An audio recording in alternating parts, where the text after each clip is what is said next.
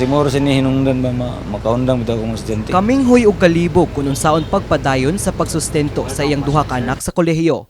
Mao kini ang nasinati sa 55 anyos nga modernized jeepney driver nga si Eugenio Coro sa kahubas sa kita sa iyang 16 ka oras nga pamasada. Gibutyag ni Coro sa MyTV Cebu News Team nga anaalang sa 2,000 pesos ang iyang matubil sa unong kabiyahean matag adlaw kaniadto. Apan karon katuloon na ang gasto ni Coro sa iyang pagpa-refill. Mauli mis pala usay ang among take home usay 700 800. Yang among duty na is 16 to 17 hours.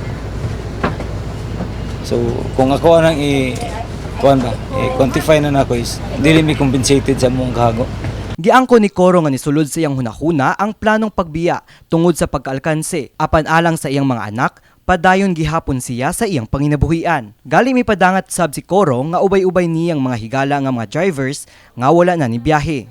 Samtang gituyo og adto sa MyTV Cebu News Team ang presidente sa Federation of Cebu Transport Cooperative o kasamtangang chairperson sa kompaniyang El Pardo Transport Cooperatives nga si Ellen Maghanoy. Matod ni Maghanoy, nanguli na lang sa probinsya ang kasagaran sa mga kaniadtong mga drivers tungod matabla ang kita sa ilang pagbiyahe. Nahabili na lang ang mga lumad nga taga-syudad sa Sugbo.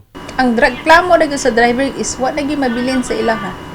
Marigi na ang gani ron ang uban natong mga driver na nanghid na nga mauli lang usa sila probinsya. Ang uban sad na nanguan. Nangita naglaing ka panginabuhian para lang yun makasustain sa ilang pamilya. Ang kaniadtong kapin sa usa ka gatos nga magdagan nga mga modernized jeepney sa El Pardo Transport Cooperatives karon anaa na lang sa 50 paingong sa 60 hinungdan sa padayong pagsaka sa presyo sa diesel. Tungod sa walay hunong nga pagsaka sa presyo sa lana, ang kumpaniyang Turganized Group of Companies o ang Mango Jeep mihunong og pagpadagan sa ilang girentahan nga napulo ka mga araw buses nga kaniadtong 42D nga nagsubay sa ruta nga Talisay City paingong Natalio and Bacalso Avenue, syudad sa Sugbo. Kay gawas nga dili to amo kay nagrent mi adto. Nagrent mi plus di na ginawa makaya sa diesel niya. Dili biya to abang tong mga sakinana. Soldado byon tao na mo adto. Soldado to dili man ni pareha sa uban nga ang mga driver nagabang. Ilang giabangan ang sakyanan kining katong amo agi sweldohan gyud to namo.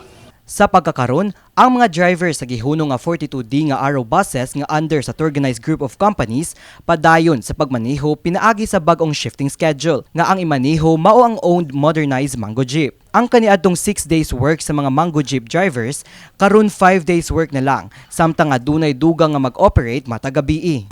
Kung makikisaligan, short Tungod empleyado sila og nagsubay sa monthly salary, aduna nay kaltas sa ilang sweldo. Apan, may padayag ang maong kompanya nga dunay incentives aron matabangan gihapon ang mga drivers. Kung daghan mo kompetensya ana sa ruta, ya gamay ra ang mga pasahero, syempre alakan sihon jud ka. Kini si Mark Ermas, alang sa MyTV Cebu.